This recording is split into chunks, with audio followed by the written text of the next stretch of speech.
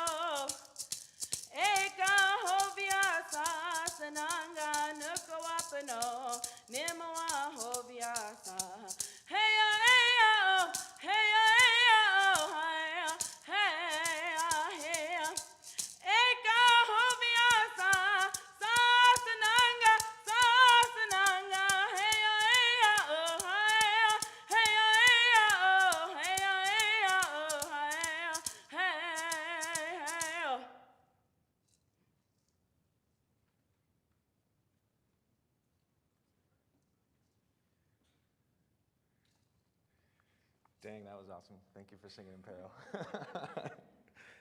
All right, so on to our next guest. We're going to introduce Margo Hill. So Margo Hill is a Spokane tribal member. She grew up on the Spokane Indian Reservation. She also serves as the Associate Director of the Small Urban Rural and Tribal Center on Mobility. Dr. Hill served as a tribal attorney for 10 plus years and as a Coeur d'Alene tribal court judge as well. Ms. Hill worked for the Spokane Urban Indian Health Clinic and testified before Congress. She also earned her Juris Doctorate from Gonzaga School of Law and her Master of Urban Regional Planning from Eastern Washington University. Her bachelor's degree is in political science from the University of Washington, and she's also a faculty at Eastern Washington University, where she teaches American Indian health and community, understanding addiction in tribal communities, administrative law, community development, tribal planning classes, and American Indian law. Ms. Hill is a collaborating partner with the WSU Native American Health Science Center. And I've also had the pleasure of getting to know her personally, and she's an incredibly inspiring person, and she makes me want to be a better person too. So I'm really happy that you all can experience her awesomeness today as well. So without further ado, let's welcome Margo Hill.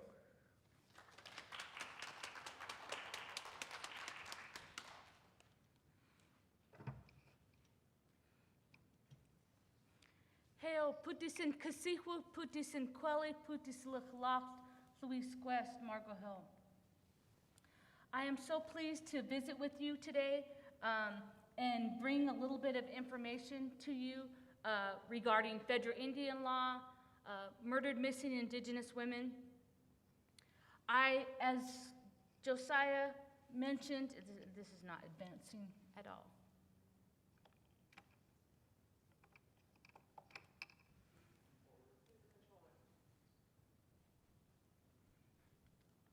Where am I pointing it then?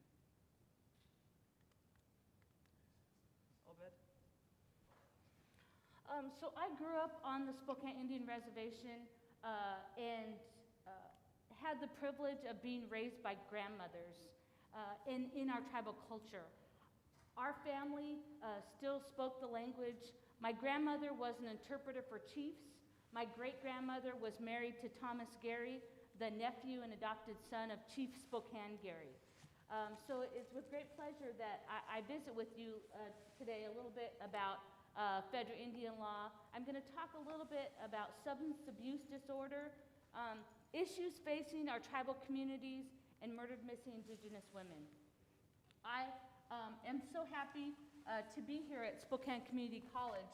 I, in fact, went to Edmonds Community College, and I very much believe in the community college system. You know, coming from the reservation, it's a very close, tight-knit community. And coming to a community college makes sense for us in many ways in that there's smaller classes and more in-touch instruction. So I appreciate Spokane Community College inviting me here today. And thank you very much for the land acknowledgement. We come from the Spokane, the Spokinch, the Sunlight people, and we have 3 bands, and we are Swinhuamene. And these are pictures. I always talk, as academics, we talk about your sources of authority. My sources of authority are my great-grandmothers. And I was so pleased to be able to learn the history and culture and language of my people. I'm not fluent, but I'm hoping that future generations like my son, who are working with the Spokane Tribal Language House, will have opportunities to be more fluent. Those were my kids, Craig and Patty, with me down at the Spokane River.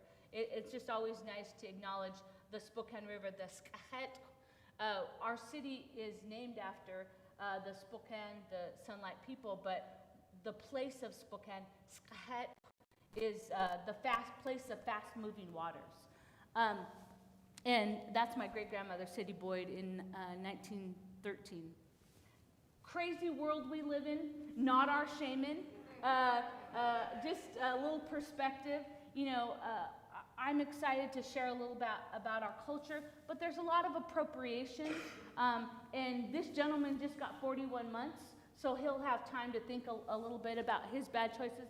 But we live in a crazy world, and so I have a little bit of fun when I spoke to the League of Women Voters earlier this year, and I also did a keynote in Tucson for the Western Planners Association. So I always like to acknowledge who's our people and who's not, just in a fun way, just a little bit, right? And because I want to have a little fun today. Some of the things that we'll talk about is a little bit heavy, but I appreciate that you're going to hang in there and learn some things. So I'm going to talk a lot about tribal jurisdiction today, because it leads to a lot of the issues that we have in Indian country. In our tribal communities, we have 4 different types of land tenure. So as Josiah mentioned, I was the attorney for my tribe for 10 years, and also then served as a tribal court judge, a lot of different capacities. But our reservation lands have layers of laws, which makes it very difficult to deal with drug dealers, to deal with murdered, missing indigenous women. And federal Indian law is very complex and very technical. In fact, it's difficult for even federal judges or Supreme Court justices to understand. But there are a whole myriad of highways and people going through our reservations. The U.S. Supreme Court has made a number of decisions that makes jurisdiction in our communities very difficult. Number one, the Oliphant case says we do not have jurisdiction over non-Indians. So when we're dealing with issues of murdered, missing indigenous women or dealing with drugs, it's very difficult when you don't have jurisdiction over the non-Indians coming on the reservation. I'm not giving a full Indian law discussion today. We're going to move through a lot of topics really quickly, but I just wanted to show you, this is a picture of the Spokane Indian Reservation and then the Colville Indian Reservation. 1.4 million acres, 4 districts, so large land bases. The Yakima Nation is also 1.2 million acres. So the Yakima Nation. And I'm just going to pop off on some recent Supreme Court cases. So a lot of the information that we teach in history, American Indian history, and federal Indian law, we might talk about 1855.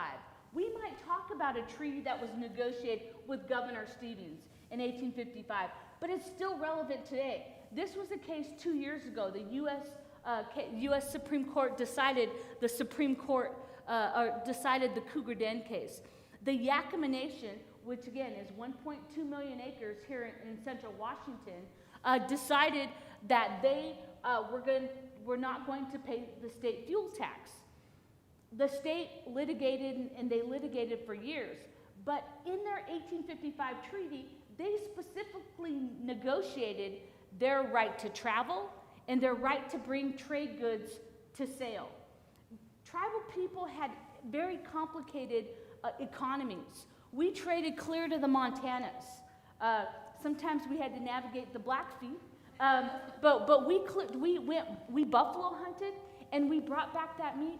We were salmon people here in the Spokane area.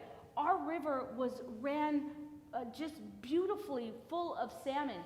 Sometimes 80 pounds.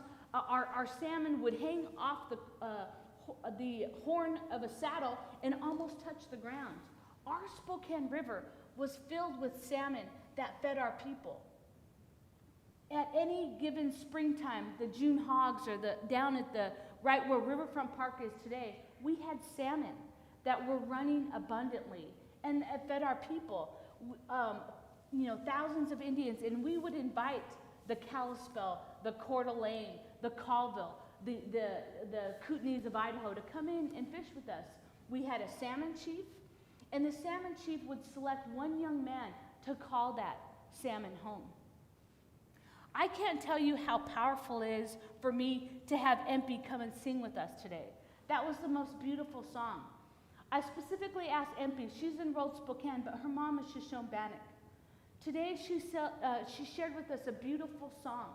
It was about an old Indian woman that was beautiful and strong in spirit. That was the Shoshone Bannock language. And so I'm so thankful for our songs that have been carried down for 100 years, for 200 years, for 1,000 years. Our people have lived here since time immemorial. When we think about the United States Supreme Court cases, we think about treaties that our ancestors negotiated back in 1855. The Yakima specifically negotiated to bring their goods to sale. They traded salmon and deer meat and everything clear to the coastal areas, to the west side. We went over the Cascade Mountains. We went clear to Montana. We were highly mobile people.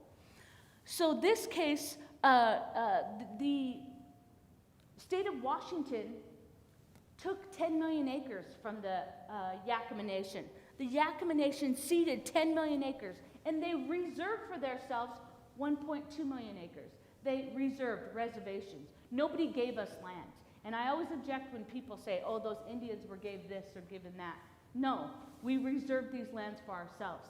The Yakama Nation ceded 10 million acres and reserved 1.2. Part of their bargain was that they would be able to get their trade goods to sale. And so they negotiated the right to travel. There are only a number of treaties that have this right to travel provision. There are a couple, I think that maybe the Salish Kootenai have that right to travel, and the Shoshone-Bannock, I think, have negotiated in that treaty. Not all tribes are treaty tribes. And again, I spent 3 months teaching federal Indian law, just the foundation, just the basics. Not all tribes are treaty tribes. Some, in fact, are executive order tribes. The Spokane tribe is an executive order. The Colville tribe is executive order. The Coeur d'Alene tribe is executive order tribes.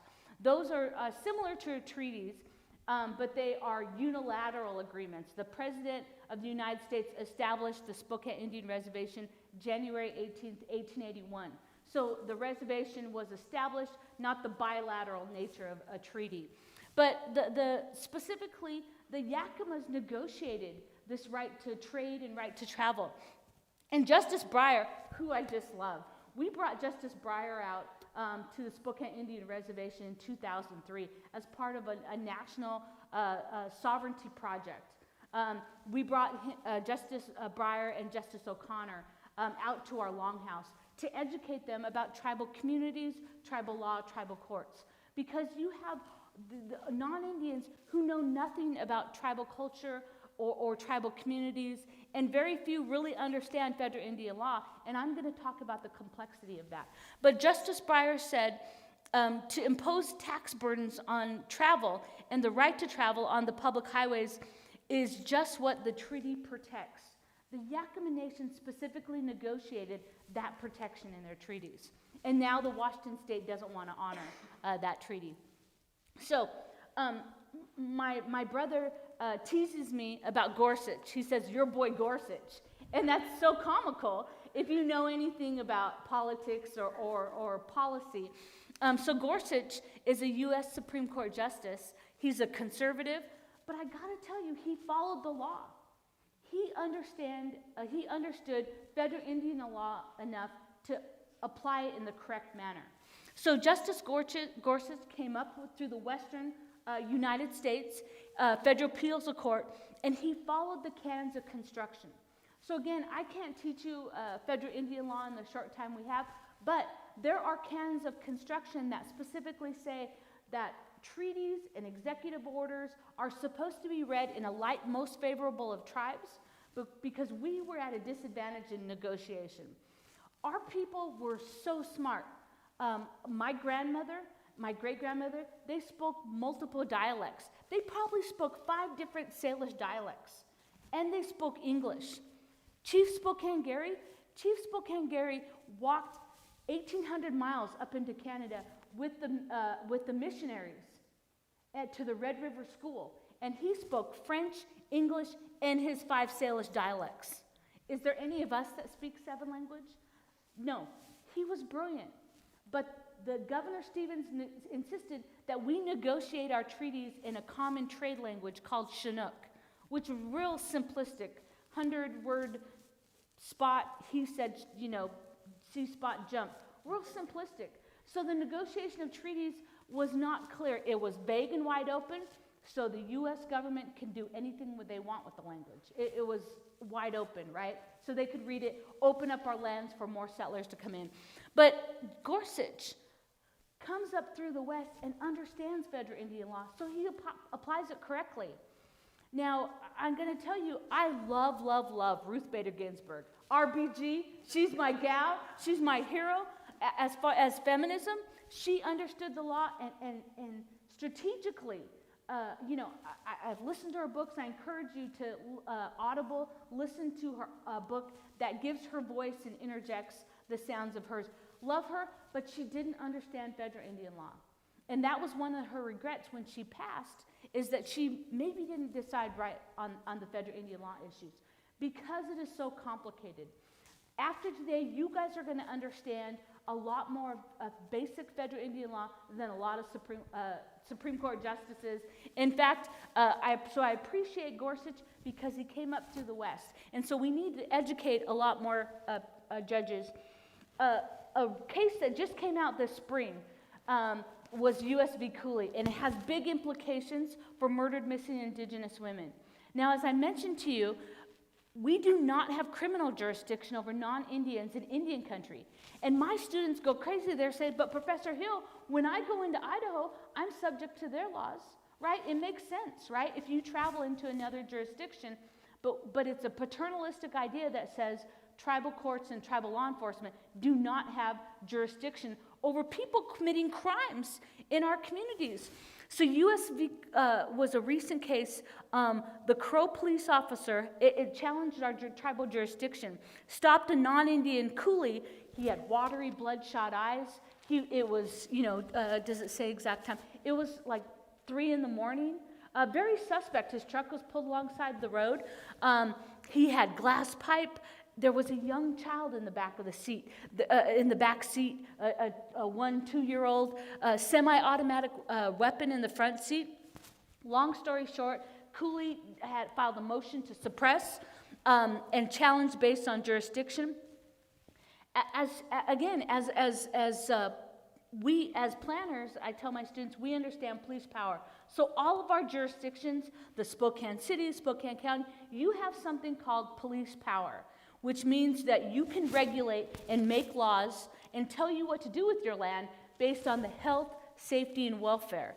That's where our powers. They get that delegated from the Washington State Constitution. That's how it works. It's called the police power. And so tribes within their reservations, it says by law that we can delegate, or that we can regulate based on the health, safety, and welfare of our community. But it's never read like that when it comes to tribal jurisdiction. The U.S. Supreme Court, because they didn't understand federal Indian law, has ruled many cases against us. And so that tribes do not have the jurisdiction that we necessitate to keep our citizens safe. And that's a part of my big talk today. So this was a case where just this spring, summer came out. The U.S. Supreme Court, in fact, upheld the tribe's ability to stop and detain criminal elements coming through the reservation. So since the 1980s, tribes and tribal governments has lost more cases at the Supreme Court than felons. Our win rate has been so low at the United States Supreme Court until just now. Until just the Cougar Den case. So I have hope.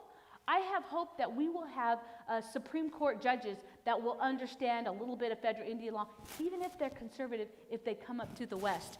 So in this case, it has big implications.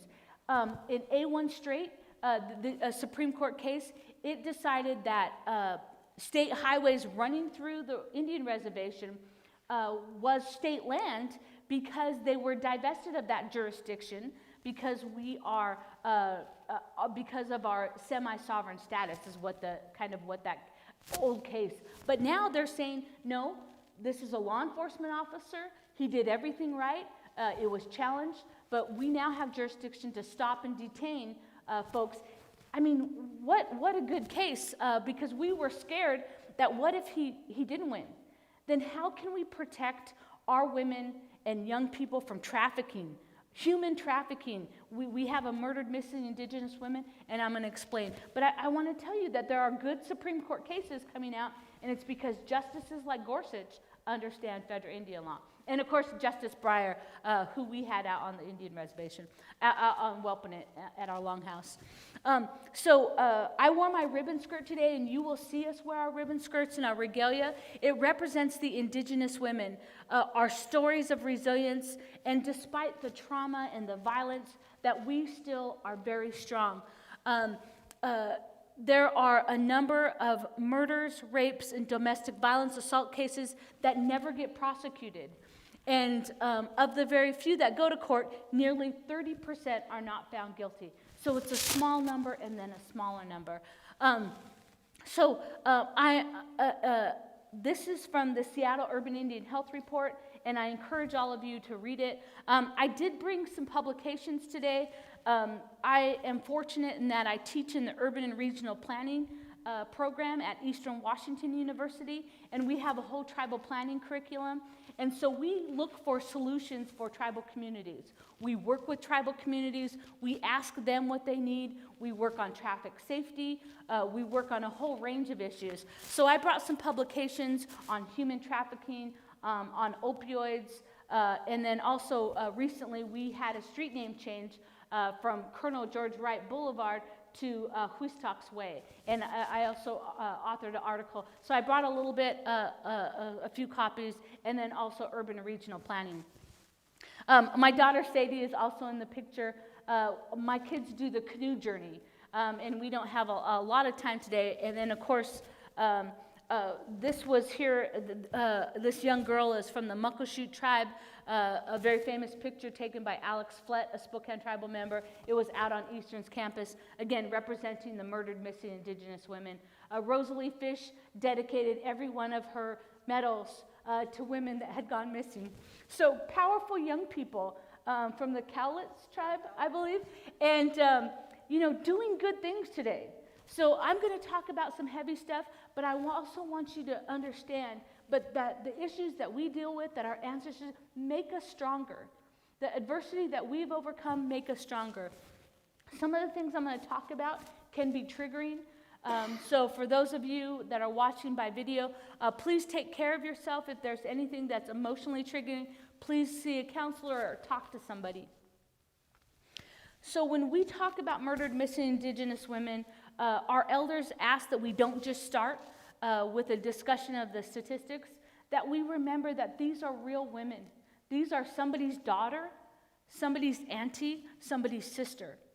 So when I talk about statistics and numbers, we are real people, indigenous women and men. We have men that go missing. We have young children that go missing and teenagers. And I'll tell just a few of those stories.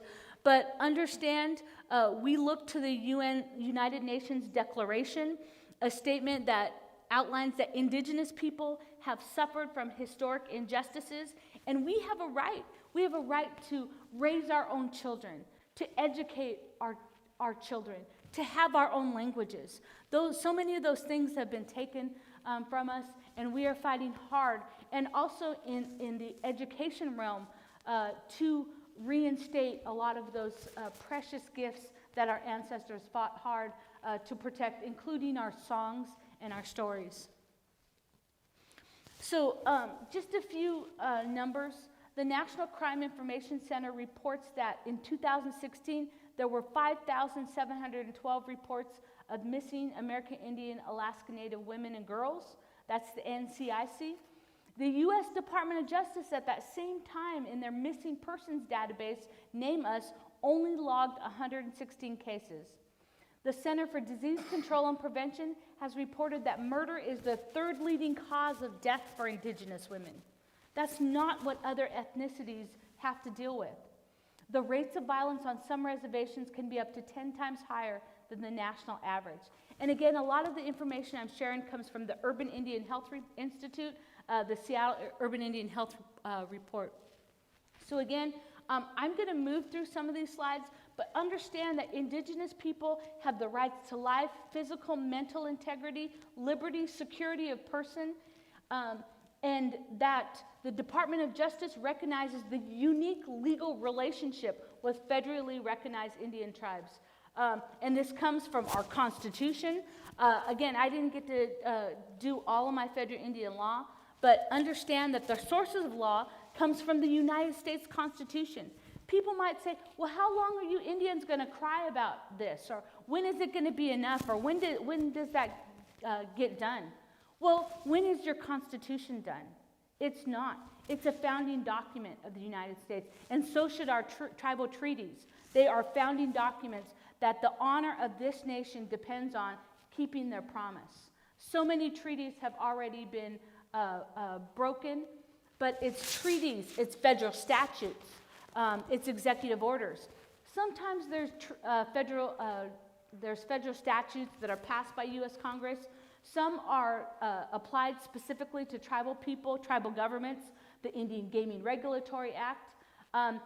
We are the only race that has to get federal statutes passed to protect our children, the Indian Child Welfare Act. We are the only race that has to have special federal statutes to protect our religious freedom, the American Indian Religious Freedom Act, to protect the bones of our ancestors, ARPA, the Grave and Repatriation Act. We are the only ones, NAGPRA, that have to get everything that America's built on, the freedom of religion, the freedom to have an education, the freedom to assemble. I can't even get started on the Cherokee cases where Andrew Jackson assaulted the Cherokees of Georgia, and then he went on as an Indian fighter to become the president. I would love to talk about history, and we spend 3 months going through all of those discussions. So when we look at murdered, missing Indigenous women, just a few of the numbers. The National Intimate Partner on Sexual Violence Survey found that 4 in 5 American Indian women experience violence in their lifetime. 56% have experienced sexual violence. 55% have experienced physical violence. 48% have experienced stalking. 66% have experienced psychological aggression by an intimate partner. The survey found that 1/3 of all American Indian women will be raped in their lifetime. And it's hard to find data on Indigenous women, and it's hard to drill it down. For example, in the Southwest, a lot of the tribes were Pueblos and have Hispanic surnames. And so we aren't classified. We can't even tell you what the actual numbers are. There's some classifications that are N, could be Native, could be Negro. That's how it was classified if you look at the Seattle Urban Indian Health. So we don't even know what the numbers are. A lot of the data that we had to drill down came from death certificates. So as I mentioned, as Josiah mentioned, I served as the tribe's attorney for over 10 years and then a tribal court judge. During my time as the tribal attorney, I received letters of declination from the U.S. Attorney's Office. I'm going to drill down in just a minute on how jurisdiction plays out when it's major crimes. If it's murder, rape, or arson, our laws are set up that they're paternalistic, that we do not have jurisdiction. It has to go to the FBI to investigate. It has to go to the U.S. Attorney's Office. It's their responsibility to investigate major crimes. So we are usurped from those protecting our people from major crimes and are dependent upon the federal government. We didn't ask for it. That's the way the law is set up. So we call the U.S. Attorney's Office when we have a crime like that. As the attorney for the tribe, I got those letters of declination that said, we're not going to prosecute that case, we're not going to prosecute that case. Sometimes I'd get a piece of paper that had declination, declination, declination. There were violent crimes where people were being hit over the head by a shovel. There were drug dealers where they took the razor out and sliced from ear to ear. Violent crimes that it was their responsibility, the U.S. Attorney's Office, to prosecute those cases, and they declined prosecution over and over again. So when we talk about not being able to protect our women, that's partially why. The other case, we worked really hard when it came to protecting our children. There are molestation cases where we we would revise our tribal law and order code, because sometimes they were archaic that said we had to prove enticement. There was a molestation, and the enticement would be the video game or the candy or something that lured the kid in. We took and we refined our tribal law and order codes so we could prosecute for the act of molesting a child. We had Casey Family Partners help make our forensic interviewing techniques so we could prosecute, so we could bring these cases so that the U.S. attorney could say, oh, that's not a good case, we're going to decline. That's not a good case, we're going to decline. We had one guy that was molesting children and grandchildren, his own children and grandchildren, and the U.S. Attorney's Office declined prosecution. They said, oh, he's too old, he's on an oxygen tank. Well, it sends a message, right? And so we worked very hard, but the U.S. Attorney's Office failed to prosecute a lot of these cases. Since the opioid epidemic, Congress has really raised heck with the National U.S. Attorney's Office, and they're saying, we want those cases prosecuted. They were taken to the woodchuck, if you will. And so now the U.S. Attorney's Office, and because we wear our skirts and we go to the streets, they are listening. Because students like you are taking action, they are listening. They are listening. Because we have a U.S. Congresswoman, Juris Davids, Ho Chunk, and Deborah Holland, now Secretary of Interior, they are listening. Indigenous women are getting their day. Last year there was a write-up in the Inlander, and my daughter teased me because the reporter quoted me cussing, because I said, shit, we got to take to the streets.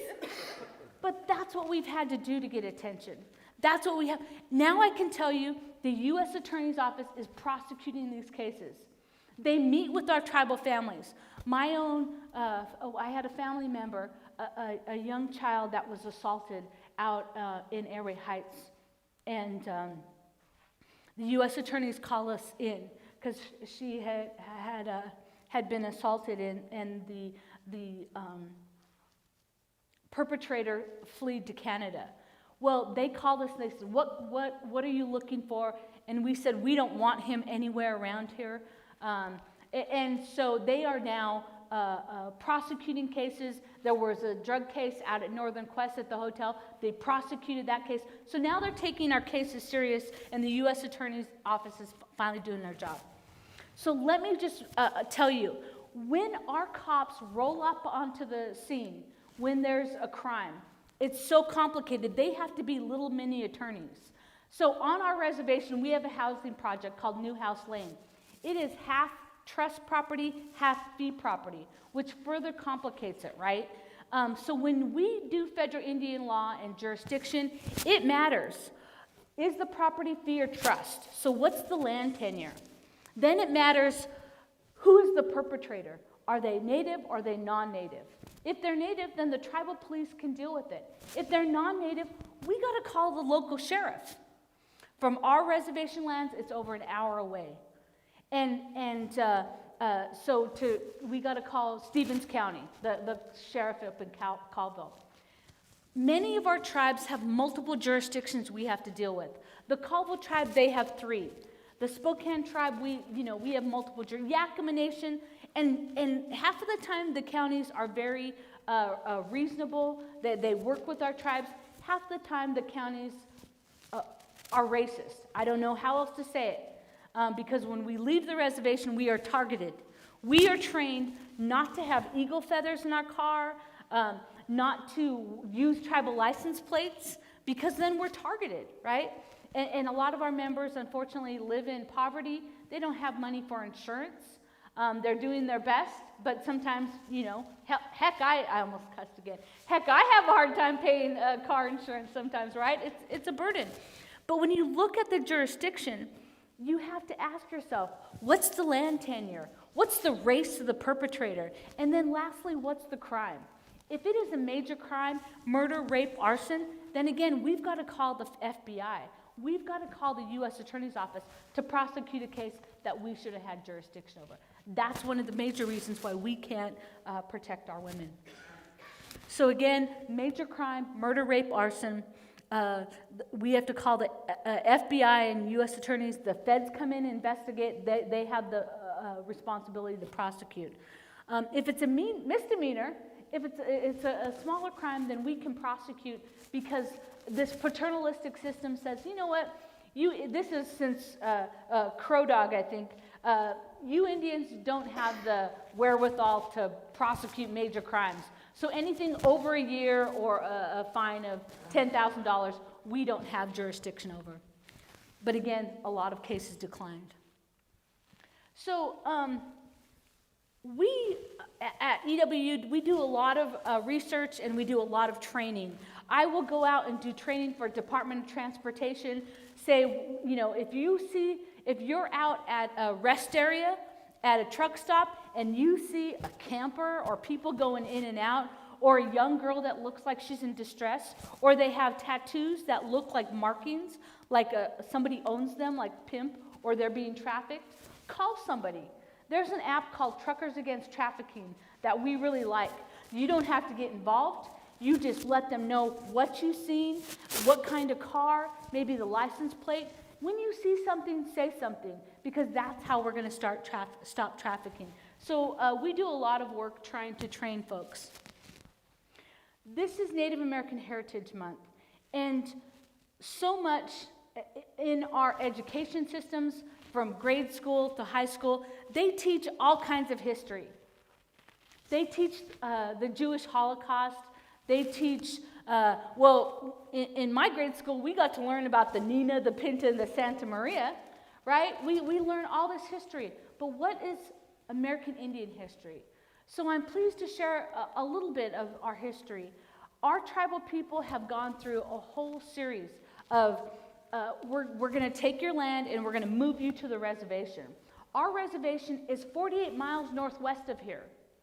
When my son goes out to teach our tribal language, he drives an hour and then another 20 minutes to the west end to teach our tribal language.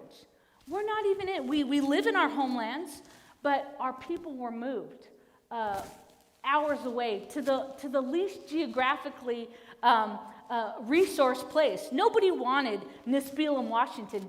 Dr. Michael Marchand says, who would live in Nispelem? There weren't rivers or water wheels or the kind of things that you would need to have a bustling society. That's why we lived in Spokane. But we were forced out of here. Our ancestors survived boarding schools. They removed children from their homes. Our ancestors, our elders tell stories about how the government wagons would come and load up children. What other race does that happen to? That they steal your children?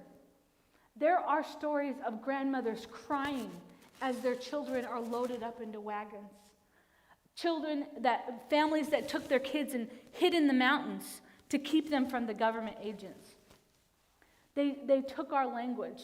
They cut the hair of Indian kids, of Native kids. And for us, when somebody dies, is when we cut our hair. So what did those little Indian children think when they were taken to a boarding school and their hair was cut and they were beaten for speaking their language? We have overcome this adversity. Our ancestors survived this. When we think of our loss of our children, there's a lot of intergenerational trauma, and I'm not going to talk about, but thousands of Indian children were shipped to boarding schools. And it is a practice that continued until 1978 when we had the Indian Child Welfare Act that finally says, if there's an Indian child involved, you must contact that tribe, because it was called the 70 Scoop. From here to Canada, it was still happening. A lot of our tribal people have, their tribal names have been taken away. In my reservation, they gave them books of the Bible. Samuel's, Abraham's son. All these names were Christian names that were taken away. Instead of Chief Three Mountain and the beautiful tribal names that we have, we were replaced with Christian names. So there's a lot of things that people see about reservations and tribal people, and they just don't understand the truth of it. They think that Indian people are lazy, that we don't pay taxes, that we have casinos and we're all getting rich. That is not the case. We have a difficult land tenure that does not allow us to get mortgages or get loans, right? So the very fundamental land ownership in America is something called fee simple absolute. That means you own the whole bundle of sticks.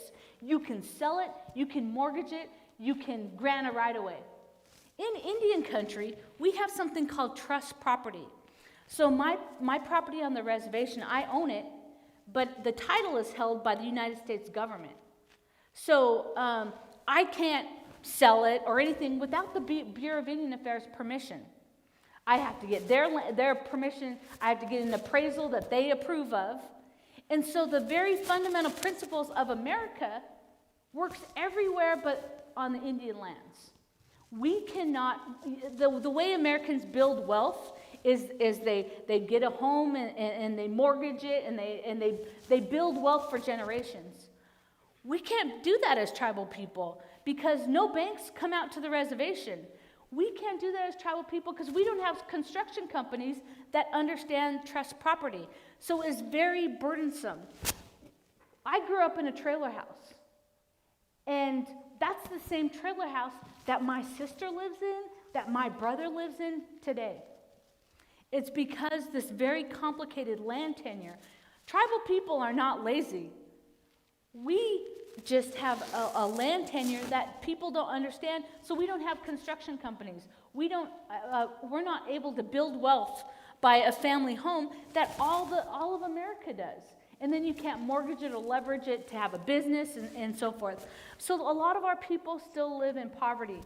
And when you think about epidemics like COVID, we have issues with having clean running water. On the Navajo Nation, 1/3 of the homes do not have running water. It makes it particularly challenging for health issues when you have the kind of epidemics, right? Basic water and sewer, even if we ask for it, we're waiting. My brother just sold his house here in Spokane, bought a modular, and has been waiting 8 months just to get water. He still doesn't have water. And all the rights of way have been granted. That only happens in Indian country. We have environmental racism here in that the United States government, again, has control of our lands, allowed a mining company, Newmont and Dawn Mining, to come in and set up a mining operation. It happens from here to the Navajo Nation. Where are those Superfund sites? They're in Indian country. That's environmental racism. And for you students, I challenge you to go into science, go into environmental science, become a lawyer, become an educator. There's all these things that you can do to advocate for your tribal communities because we need you. Whether at home or out there in the world, we need you. Newmont Mining didn't care about the Spokane tribe. They mined all the uranium that went to the United States to help fight World War II. We served our country in that we gave them what they needed to fight their war. But did the United States make that company come in and clean it up? No, they didn't. It was a Superfund site. Now it's a Superfund site. They left an open pit of uranium mine, the natural rainwater and everything, filled it up, and now we have a contaminated lake, right?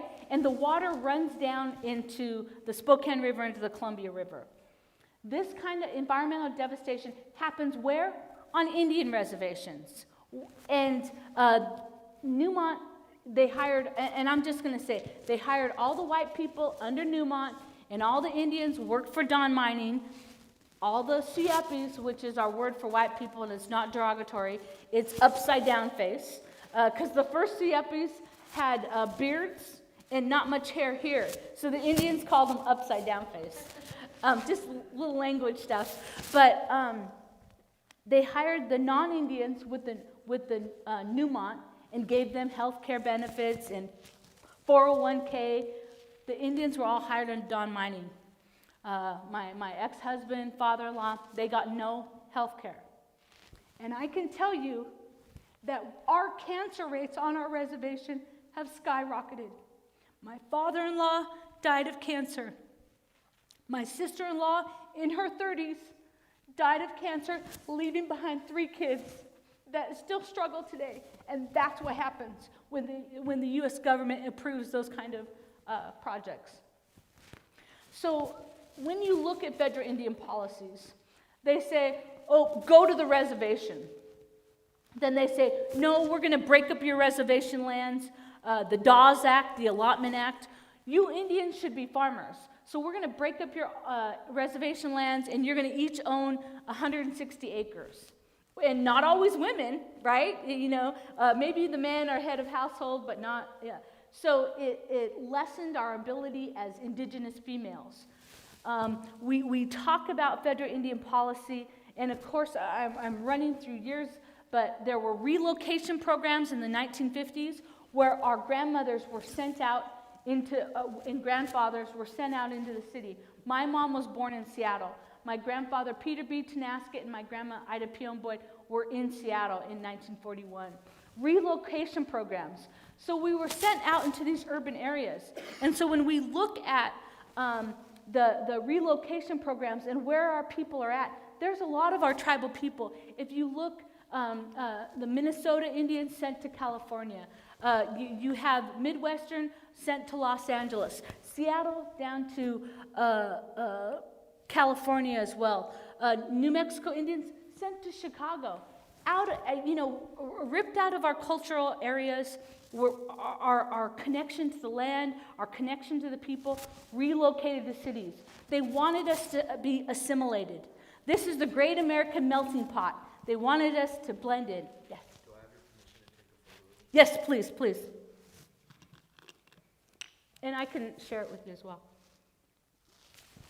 So I actually had my student, Zach Becker, make this map. The significance is that if you look at Alaska Natives, they are so skilled. They, can hunt seal and whale and make a home out of the tundra and live in just conditions that nobody can live in. But they put him in Seattle. And the BI agent said, just call us. If you have any problem, call us. And here's the most skilled people on this earth. And he said, I don't know where I'm at. And the guy said, well, what's the street? Where in Seattle are you? Tell me, look out on this. And he said, it says, walk and don't walk. Now, that might seem silly to us. But if you were Alaska Native that have grown up in the bush out and have been harvesting salmon and seal and all these amazing skills, but you're planted in a city, it's foreign to you. One of my friends, Loretta Pacotis, their Colville tribal family, they were moved into California. She said that there was a Navajo couple across the hall. And from the morning and when that husband went to work until he came home, she could hear that Navajo woman crying because all she spoke was the Navajo dialect. And so she couldn't communicate with anybody. It's a form of isolation. So they say, go to the reservation. No, don't go to the reservation. Go to the cities. So tribal people are constantly, with the federal Indian policies, moved. When we think about the safety of indigenous women, they're moving back and forth between the city and the reservation. I recommend a book, Jessica McDermott, one of my friends wrote, Highway of Tears, and documents the Canadian experience of murdered missing indigenous women. So here in our own city, I've experienced this. My children went to University of Washington. We don't have a lot of money. They ride the Greyhound back and forth between Seattle. So I was bringing my son down to the bus station for him to go back to University of Washington, and there was a Native woman out there, and she was upset and distraught, and I looked and I said, is everything okay? And she said, can I use your phone? And I said, yeah. And she had been with her boyfriend up on the Kalispel Reservation.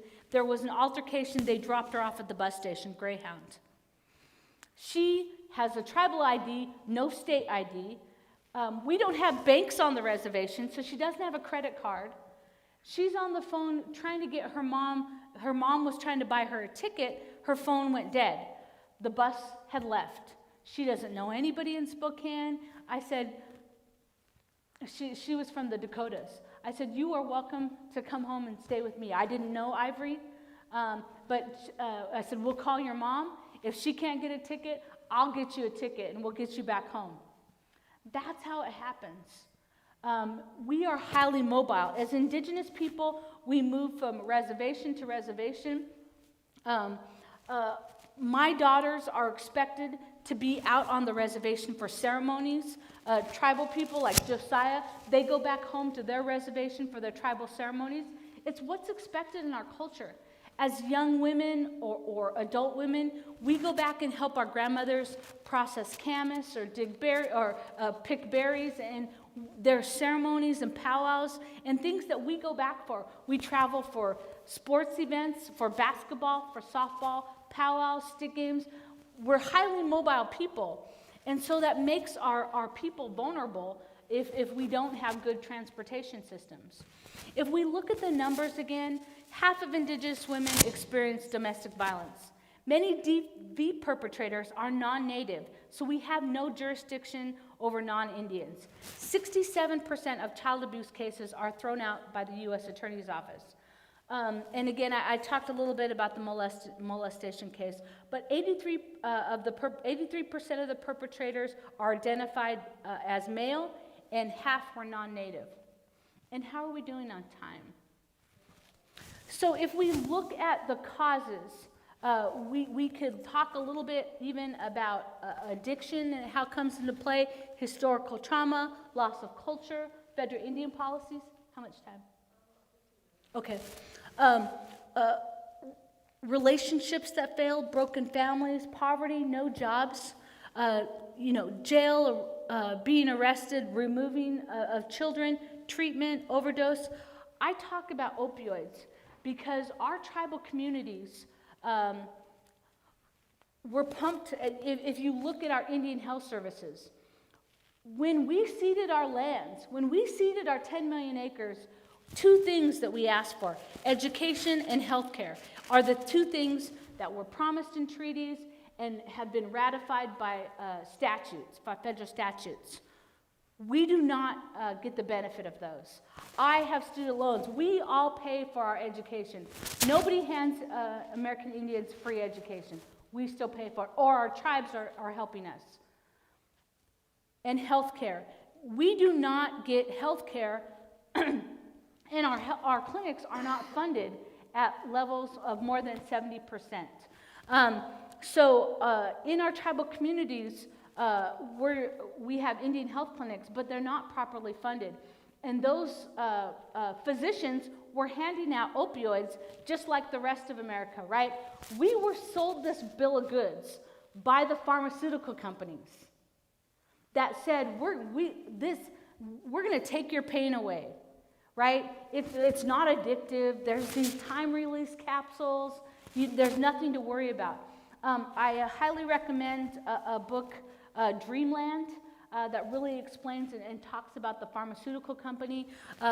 But addiction is a particularly hard problem for tribal people. We didn't have the built-up immunity, if you will, to, Europeans have been drinking wine for thousands of years. We didn't have distilled spirits here in the United States. There was a small bit of the Native American church used some small amounts of peyote, but as a practice, Indigenous people didn't have distilled spirits, wines, and things like that. So alcoholism hits us pretty hard, and addiction. And because of a lot of the hard factors that hit our people, it was very hard when the opioid epidemic came through. Because our clinics are not funded, they say, no, you can't get your surgery, we're going to give you some pills. And instead of paying for the expensive surgeries, a lot of people are handed opioids. We have since worked on controlling the number of pills that are going out. This is a map of the number of pills distributed by person by year. And looking at the counties in Washington State, we drilled down and we looked at the reservations in Washington State, and I had my students do an overlay. So tribal people, I hope you have opportunities to do research that matters for your tribal communities, because that's what I love to do. That's why I'm in academia, to make a difference. And we did an overlay where the reservations were overlaid with the number of pills that were prescribed, the opioids. And you can see high numbers over in Clallam, number of coastal tribes there, high numbers up in Pend Oreille, near the Kalispel Reservation, whether they're coming in for Idaho. But there's research that you can do to look. These pharmaceutical companies were hosting the medical doctors on vacations. They were buying them steak salads for lunch. They were selling our whole medical industry that opioids were not addictive. We know that's not the case. We know that hundreds of thousands of people have died from opioid overdose. I can tell you because I've lived it. 4 years ago, my sister's daughter, she had been in trouble with the law, she struggled with addiction, but she had been clean and sober. She was in jail, and nobody was bailing her out this time. Sometimes we love our kids, our grandkids, we enable them. Nobody was bailing her out. The attorney let her out. She came home.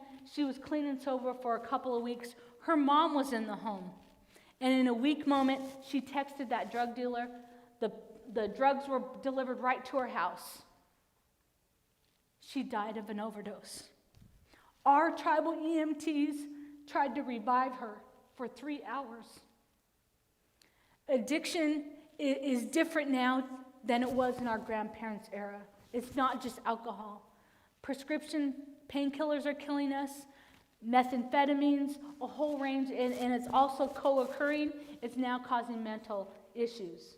And sometimes our young people that when they're in foster homes and they're out in the cities and they don't have family and they don't have connections, they get caught up in addiction issues. That's who the traffickers look for. They want those Indian kids that don't have a connection. And sometimes the rural communities. In the rural communities, they're getting our children by social media. I can tell you that if you have young people, you need to know if they have a second social media account. I have friends right here in the city of Spokane that have raised their children, children that were brought to them as babies in adoption. They had second Facebook accounts. And the FBI is knocking on the door saying, your daughter's being trafficked. They can go through the video games. They can get through the walls and communicate with your child and meet your child down the road. It happens all the time. We've got to be vigilant and watch over our children. So just quickly, and then I'm going to move through these, but a number of the polysubstance deaths are a combination. 74% of the deaths involved cocaine and opioids. 59% of deaths involving meth involved opioids as well. 17% of the deaths involved heroin and prescription opioids. So this is here in Washington State, Native Americans and people dying of addiction and polysubstance deaths. There's a huge thing. We don't understand the pain of opioid withdrawal. Many of us as family members, we get so angry with our family members. We're so angry. Why do you keep doing this? You're hurting yourself. You're hurting your family. The pain of withdrawal is so bad that they have to go use again. And when those pills aren't available, then they turn to the heroin. And it's hard for us to understand, but there's a relief, a feeling that washes over you when you use those substances. Now, a lot of people will say the drugs hijack your brain. And that's true. The fear of withdrawal and the just wanting the pain to go away because of all the trauma that you suffered, that's real. But we have to believe that our family members have a choice. And we've got to not enable them and help them as much as we can to get services. I recently had a niece that was in jail, and she was just tired of living on the streets. And so she hung herself and took her own life. And so when our family members get in that situation, we've got to do everything we can to say that we love them, that we don't judge them, and try to get them services. We just have to. So I'm going to do this slide and then move towards the end. But understand that there's a perfect storm on our reservation. Sometimes if it's rural areas and there's no activities, or there's peer pressure or low supervision, there's so much of our tribal culture that gave us ethics and morals. Religiosity is what the academics called it. But it's tribal morals and values that are taught in our stories about sharing, about not being Spilia, not being a coyote, but taking care of each other. In our tribal communities, we don't go to college to make ourselves great and to have a career. We go to college often because we think we're going to do something better for our people. It doesn't always mean that we can go home and work for our tribal communities, but we can do something to contribute to our tribal communities. So I'm going to move past. This is a diagram that I did. And again, I think this, no, it's not in this one, but I do have some articles up here. But when we talk about murdered, missing Indigenous women, just as a way of recap, it's the legal issues, the jurisdiction that I've been talking about, the public policies, institutional practices, cultural representations. When you see Pocahontas with off one sleeve and dress clear up to here, voluptuous, that makes us victims with human trafficking, because then we're exotic, then we're attractive, then we're sought after. When we wear collar and cuffs and leggings, we're covered. We don't have off-the-shoulder short dresses, but that's the cultural representations. Law enforcement norms, sometimes police officers disregard us. Oh, she's a prostitute. Oh, she's a drug addict. Oh, that brown there's some institutional racism that we have to get past.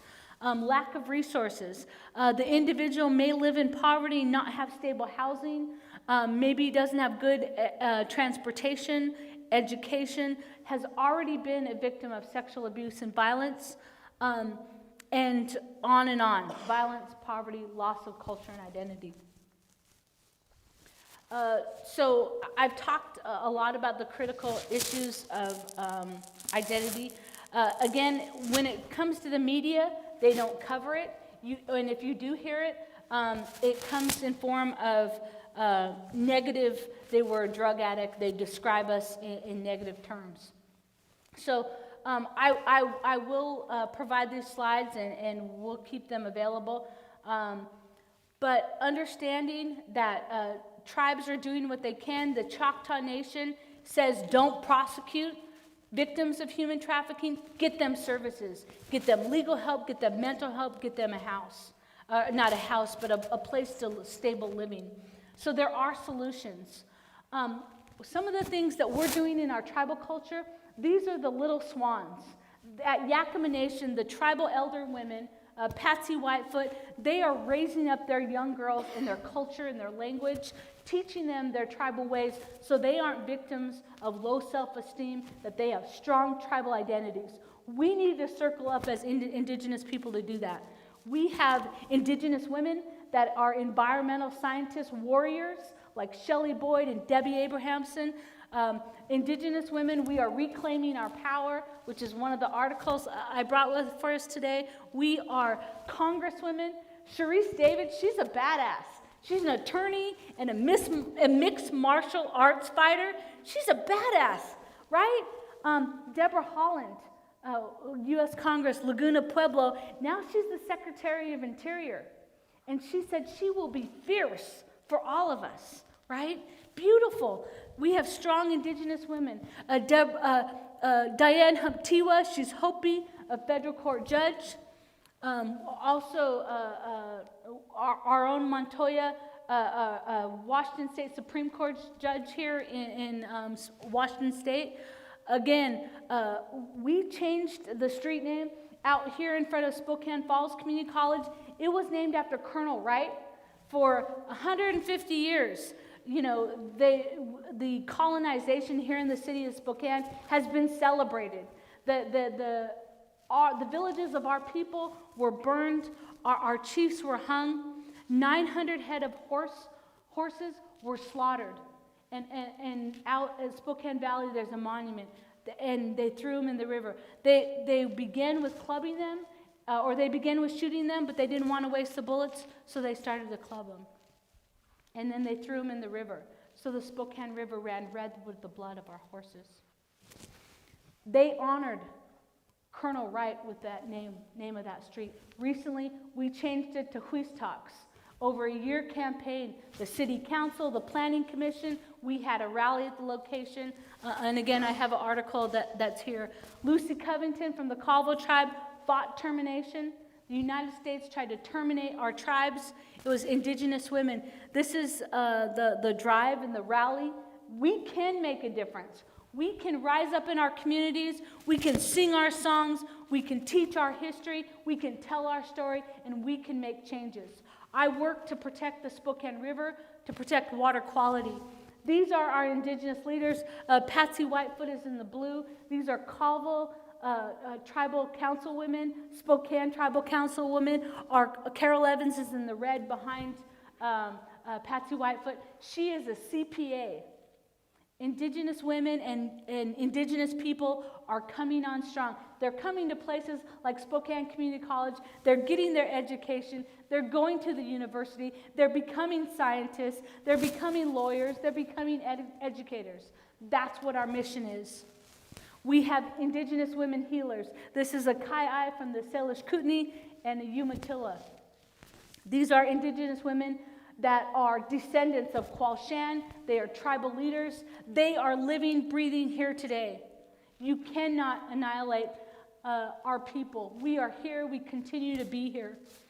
So we celebrate these things, not just from our own city. We have artists. We have medicine healers. In our own city, we are reintroducing salmon. The hydropower blocked off our rivers and took away our way of life. This is the Little Spokane River where we reintroduced salmon. We worked with our non-Indian brothers and sisters of the Lands Council to buy back land, to reintroduce salmon, because we want to focus on water quality here on the reservation. This is the Colville Indian Reservation, reintroducing salmon. We have a reason to fight to protect our waters, to have fast, clean, running water. We need the turbidity, the temperature. We need the water moving. At Vista, you can see sometimes the water's barely moving it. We need to tell our city council we want clean water. This is Pat Moses. He's a veteran, was a teacher for 30 years at out on the reservation, reintroducing the salmon. My great-grandmother. During COVID, our tribal people rallied to have vaccination rates that higher than the general public. The Native Project had vaccination clinics on Saturday to vaccinate, and they reached out to the African American community, the Latino, Hispanic community, as well as non-Indian teachers on the reservation. They said, hey, we set you as a priority.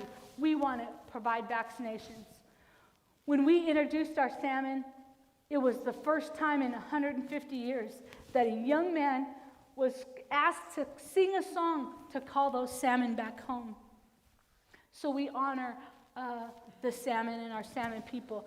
The Coeur d'Alene, we put our money where our mouth is. The Coeur d'Alene tribe recently bought a huge amount of acreage with their own tribal dollars and put it in restoration. They are protecting it for the salmon along Latah Creek. The developers wanted to build 150 acres. This was agricultural land, but the Coeur d'Alene tribe stepped in and bought a 48 parcel.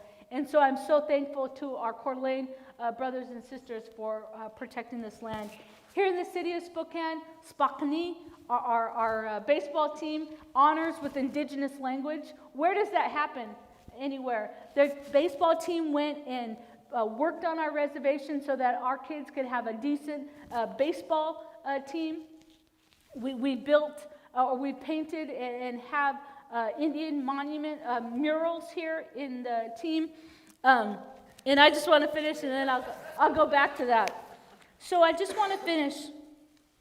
For our young indigenous people that are here today, for the students, and for those of you that might be watching this video, our ancestors have gone through a lot of challenges. We have been faced with adversity. And it is important for you to understand that these challenges and these federal Indian policies and laws, they don't make us weaker. Our people are stronger because we have faced these challenges and we are here today. Our ancestors fought to protect the songs that we sing here today. That we understand and speak our language, that we sing our songs, it is the testament to the strength of our indigenous people. And so remember that we have overcome. I grew up in a trailer house. I lived around drugs and alcohol, but I continued to persevere, to go to college, to get my education, to be an attorney for my tribe. You can do that as well. The adversities that our ancestors went through, their strength is in our blood, and we have to remember that. You as students, you will face challenges and you will have adversities. And life will hit you and it will knock you down. But you have to remember that you are strong, you are resilient, and we have come a long way, 500 years that we have survived. And that strength is within you, and you can meet those challenges. I want to thank you for having me.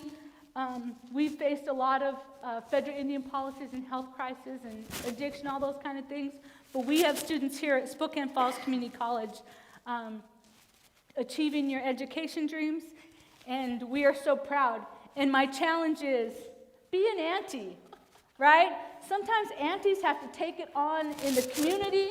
We have to challenge city council. We have to challenge tribal council. So be an auntie. We have to do the heavy lifting sometimes. We chew people out. We pick people up in the middle of the night. We encourage people to get jobs and go to school, to take care of your kids. We will chew you out. But be an auntie, that's my challenge to you today. Lama.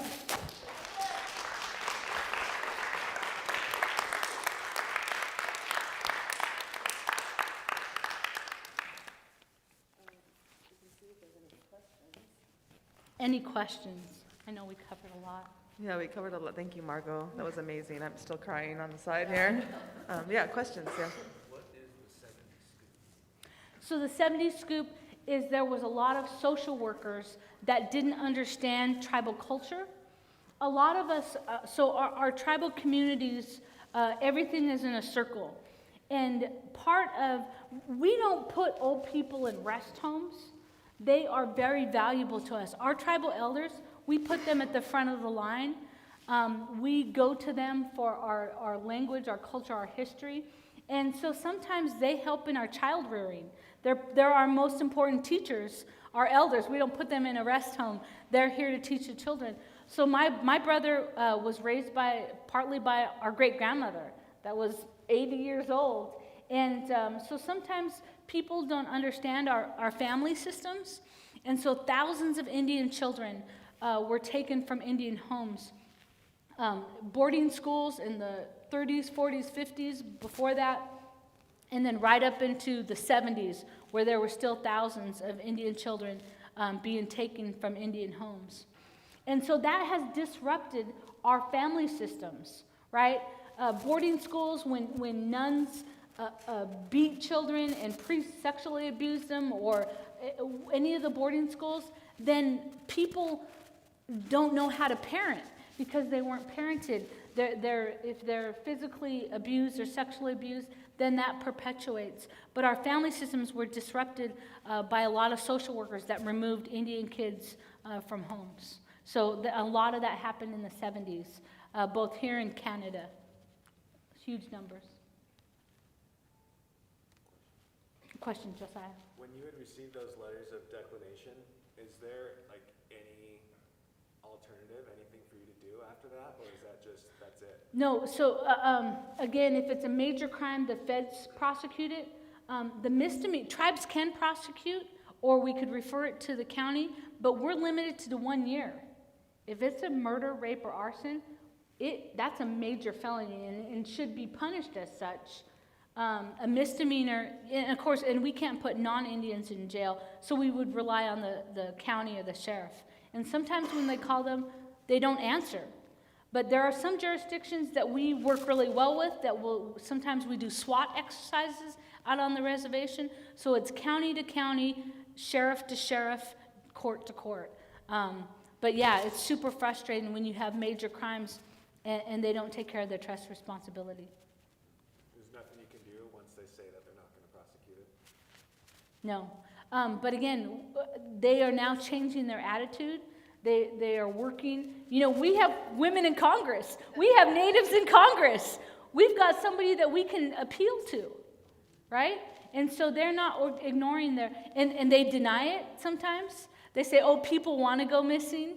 But we worked, I will mention this, we worked with the Washington State Patrol. They're individually, my boyfriend and I had a tribal council write a letter that went to AT&I that had a resolution that had the Washington State Patrol reinstate the funding for a Eastern Washington tribal liaison. There's a Western Washington Patty Ghosh, so they track the cases so they know exactly who's missing and why. Sometimes there's runaways that are young juveniles that don't know, they're coming and going, you know, they don't want to be at home or whatever. So sometimes there are cases where it's a runaway and it's 3 and 4 and 5 times the missing cases, but sometimes there are really people missing. We've had a tribal member that this summer was shot and killed in Las Vegas, and we don't know why. She was tracked down on the freeway and shot. The open case. That happens all the time. So many stories. Other questions? Yeah. First of all, I must commend you for the adversity and overcoming. So I have an observation I made, and I'm want to know your opinion about it. So the Bureau of Indians is in the Department of Interior, the department in charge of parks and all the, like game parks and stuff. And my mind was that I've thought about like why is that serious department like that in the Department for Interior? Does that really make sense? And how also the second question is how me being like an African American, how do I participate beyond all and making sure that we all help each other so that we all have capacity and we want to work for the good. Great question. So if I think I understand you correctly, you're asking about the Department of Interior and why do they have control over Indian affairs. So we used to be in the War Department, right? Funny enough, and then they've created different departments, but Bureau of Indian Affairs, and I ask you to watch the documentary 100 Years. I think it's on Netflix. It tells the story of our amazing woman warrior that fought this kind of federal trust, the violation of that fiduciary duty. But now in Department of Interior, we have Deborah Holland, who said she will be fierce for all Americans. So we're hoping for better representation, that we may have some control over our own lands and some of our own destiny. As an African American, I thank you for being here and learning, for all of us, no matter what color, learning about other people's history and culture is so important. My kids at Eastern Washington University, they took African American studies. I think it is our obligation as human beings to know about our brothers and sisters. And when there's a chance to step up and stand beside them, do that. When we had the name change, we had African Americans, NAACP, we had Muslim Americans, we had Chinese professors bring masks so that we could stay safe. I think we all need to stand together. But red, black, white, all cultures, that we should learn about our Chinese culture, we should learn about other people's culture and what's important to them, and mostly be respectful. And that would be my message.